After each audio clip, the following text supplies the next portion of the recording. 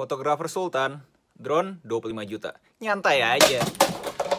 Ini yang gue pengen bahas, konten sampah. Jadi ada seorang konten kreator yang kemarin reply ke gue punya konten Fotografer Sultan. Dimana beliau ngomong bahwa mau sejelek apapun kontennya, pasti ada value yang bisa diambil. Dimana gue juga udah reply secara short via TikTok. Kalau kalian mau cek, silahkan cek. Gue punya respon awal. Tapi gue berasa respon itu gak cukup. Gue pengen ngebahas ini lebih panjang lagi untuk menginformasi ke kalian. Dan setelah itu, gue memberikan kebebasan ke kalian untuk kalian buat konklusi ke diri masing-masing. Gue punya dua respon, dimana respon pertama adalah respon makro, secara konten kreator ngeliat konten kreator, dan secara mikro, dimana gue ngeliat spesifik konten yang pamer-pamer. Gue ngomongin yang pertama adalah secara makro dulu, dimana gue ngeliatnya sebagai konten kreator. Menurut gue, aksi Kak Indra ini patut dicontoh. Dia terus memproduksi konten, sampai akhirnya dia membuka lapangan pekerjaan untuk orang lain. Seperti yang bisa dilihat di music videonya dia. Itu kan impian kita kan, bahwa kita bisa membuka lapangan pekerjaan dengan kita punya kreativitas. Menurut gue, kalau kalian punya aspirasi seperti itu sebagai content creator, sebagai orang yang pekerja di industri kreatif, menurut gue sangat sehat. Jadi dari sisi makro, gue rasa orang-orang butuh adore dia, butuh menjadikan dia sebuah sumber aspirasi. Bahwa gue juga pengen nih membuka lapangan pekerjaan dari gue punya kreativitas. Menurut gue sangat mulia kalau kalian punya aspirasi seperti itu.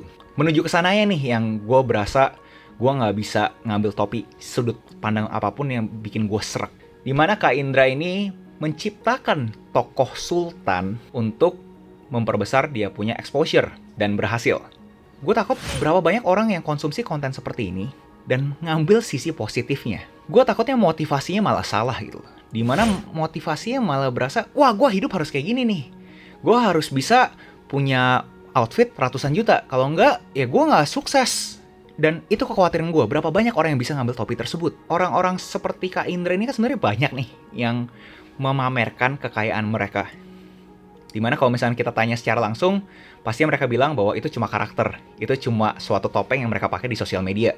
Namanya sosial media sama hidup asli kan beda, bro. Gue tahu pasti akhirnya arah-arahnya ke sana gitu. Tapi gue takut aja nih kalau misalkan netizen-netizen itu belum nyampe. Nanti takutnya malah dipikirnya adalah hidup dan sukses itu harus kayak gini gitu loh. Dan kita nggak ngomongin buat diri kita loh. Ini kan internet.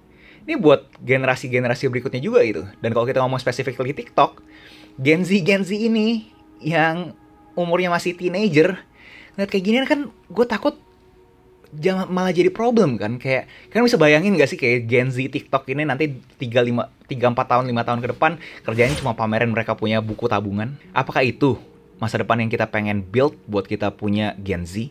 Again, kalau kita ngomongin makro, gue ngerti banget lah. Bro, ini kan platform gue, mau gue dong.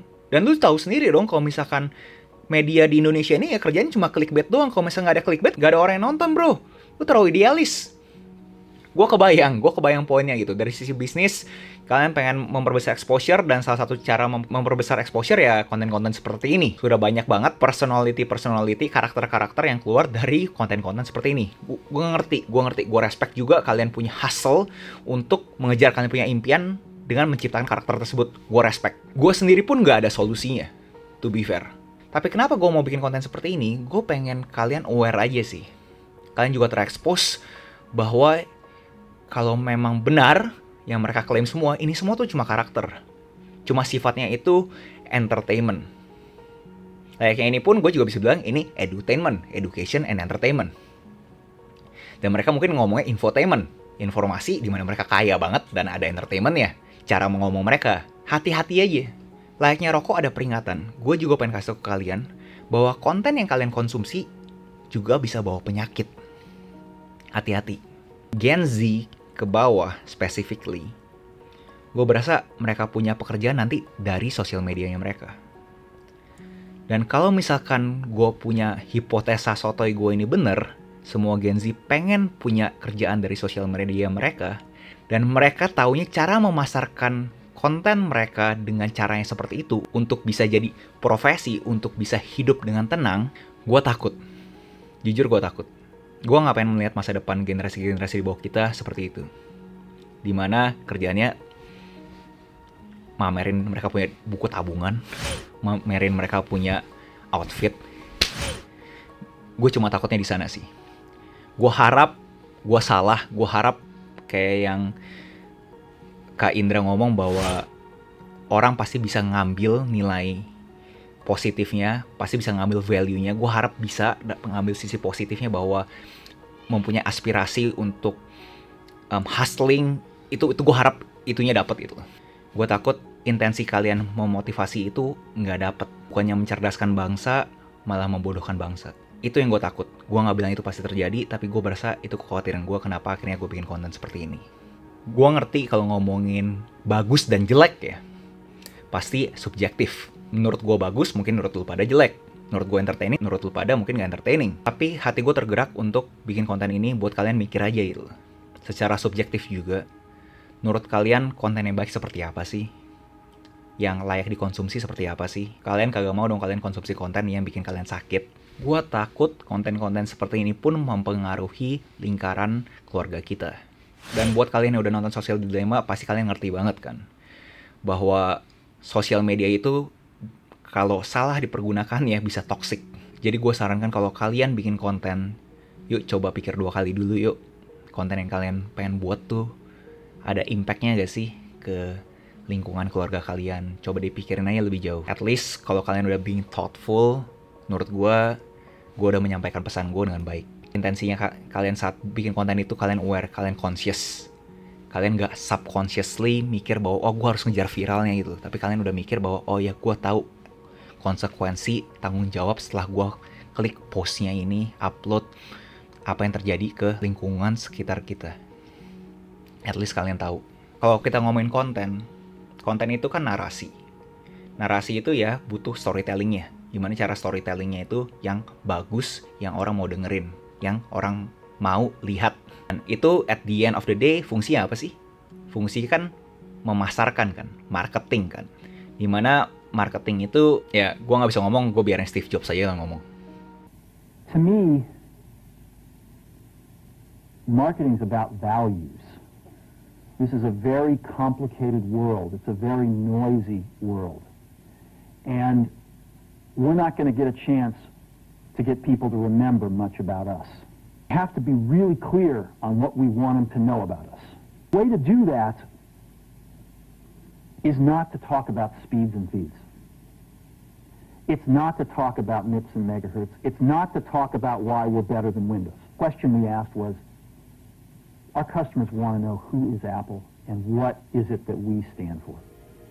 Where do we fit in this world? Buat gue marketing itu nilai. Udah terlalu banyak konten di masyarakat. Dan kita kagak mungkin bikin orang ingat banyak hal terhadap kita. Jadi kita harus benar-benar bijak terhadap apa yang kita ingin orang tahu pas denger nama kita. Bukan kekayaan, bukan gadget, bukan kenapa kita lebih keren. Pertanyaan yang harusnya kita tanya ke diri kita, siapa sih kita? Apa yang kita perjuangkan? Posisi kita di masyarakat tuh apa? Jangan lupa like, subscribe, komen, share, nyalain loncengnya. Salam kreatif, and I'll see you in the next video. Bye-bye. Iya, again, gue tidak memberikan konklusi. Gue menawarkan informasi. Terserah dari kalian, kalau kalian berasa konten-konten itu bermanfaat buat kalian, silahkan tetap tonton. Gue gak ngejudge.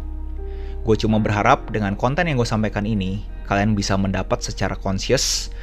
Pas kalian nanti scroll lagi itu konten ada di kalian punya feed, kalian consciously tahu bahwa kalian tuh memang memilih konten itu untuk kalian konsumsi. Dan kalian berasa emang konten ini ada value-nya.